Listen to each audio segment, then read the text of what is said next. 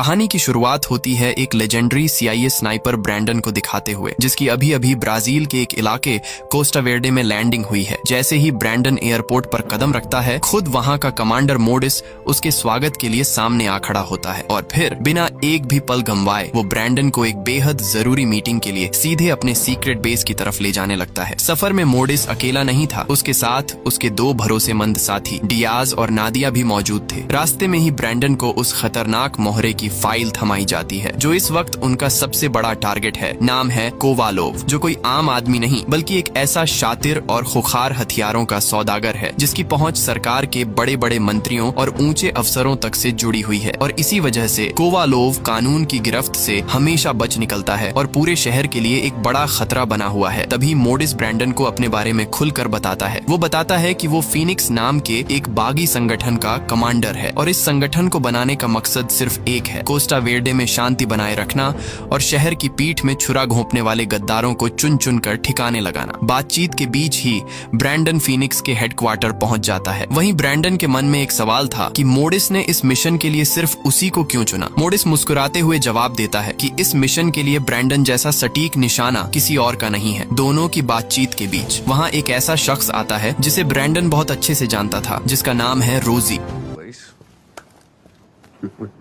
दरअसल रोजी और ब्रैंडन पिछले मिशन में एक साथ थे जहां उनकी दोस्ती हुई थी। मोडिस दोनों पुराने दोस्तों को आपस में बातचीत करने और बाकी के साथियों से मिलने को कहकर वहां से चला जाता है, जिसके बाद रोजी ब्रैंडन को बेस का चक्कर लगवाते हुए उनके टारगेट कोवालोव के बारे में कुछ और राज खोलता है। वो बताता है कि कमांडर मोडिस एक सच्चे देशभक्त हैं जिन्हें देश के बड़े अधिकारी भी बहुत इज्जत देते हैं और कोवालोव को पकड़ने का ये मिशन खुद मोडिस ने ही डिजाइन किया है, क्योंकि वो पिछले कई सालों से कोवालोव के पीछे हाथ धोकर पड़े हैं, लेकिन हर बार वो बाल बाल बच निकलता है। वहीं इस मिशन को अंजाम देने के लिए मोडिस ने सिर्फ ब्रैंडन को ही नहीं बल्कि कुछ और भी खतरनाक स्नाइपर को चुना है, जैसे अनेल, छोटे बालों वाली एक जाबाज लड़की और दो भाई बहन हेरा और हिलो, जिन्हें सब ट्विन एक्स यानी जुड़वा कुल्हाड़ी के नाम से जानते हैं। और बाकी दो तो वही थे जो ब्रैंडन को रिसीव करने आए थे। रोजी ब्रैंडन के बारे में भी सबको बताता है कि कैसे ब्रैंडन ने पिछले मिशन के दौरान 2 किलोमीटर दूर से भी सटीक निशाना लगाया था। 2.4 kilometers,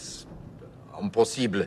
इसी बीच वहां कमांडर मोडिस एक जूनियर स्नाइपर को लेकर आता है जिसका नाम है ताबो। मोडिस कहता है कि वो चाहता है कि ब्रैंडन खुद ताबो को गाइड करे और उसे स्नाइपिंग की बारीकियां सिखाए। ऐसा नहीं था कि ताबो का निशाना खराब था या उसकी स्नाइपिंग में कोई दिक्कत थी, बस उसने आज तक अपनी जिंदगी में कभी किसी इंसान पर गोली नहीं चलाई थी, यानी उसने कभी पट से हेडशॉट नहीं लगाया था। मिशन की कामयाबी के लिए मोडिस चाहता था कि ताबो ब्रैंडन की छत्रछाया में रहकर उसी की तरह पक्का खिलाड़ी बन जाए। इसके बाद टीम सेट